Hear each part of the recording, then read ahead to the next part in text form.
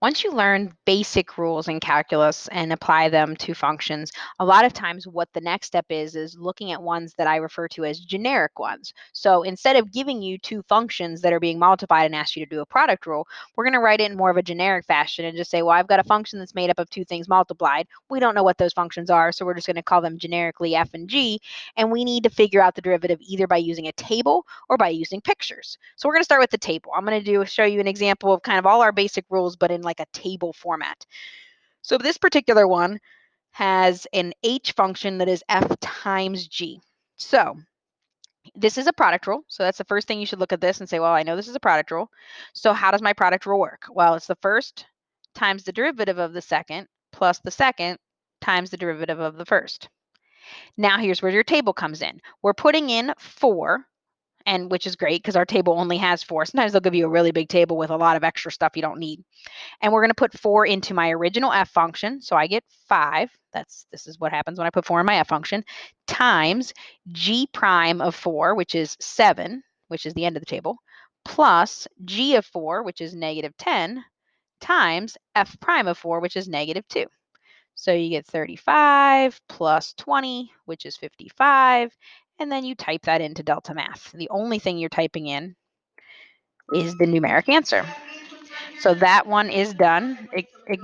Ignore the fact that I've got talking in the background. So let me show you a quotient rule. A lot of times when students see these at first, they don't like them right away. And in the end, they actually like them better than the specific problems because they're actually less work. So this is a quotient rule. So let me, again, kind of mark this up. So we have a quotient rule here. So bottom times the derivative of the top minus the top times the derivative of the bottom all over the bottom squared. So just kind of real generically write that down. Now I'm going to my table and I'm plugging in 1 in. So g of 1 is 7 times f prime of 1 is 3 minus f of 1 is 2 times g prime of 1 is negative 3 all over g of 1 is 7 squared. Excuse me. So we get 21 plus 6 over 49, which is 27 over 49. And that's what you're plugging in. So 27 over 49 for your answer. So you have a generic product rule, you have a generic quotient rule. You can do even simpler ones. So you can do a generic sum or difference. These are really simple. So I'm just going to quickly go through this. I don't even think I need to write on the screen. So this is just a function minus another function. So f minus g. Well, we know with subtraction, we go term by term. So it's just going to be the f derivative minus the g derivative at 2.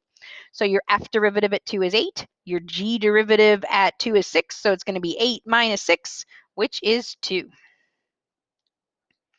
And then finally, you can do a constant multiple or a scalar rule in a table fashion.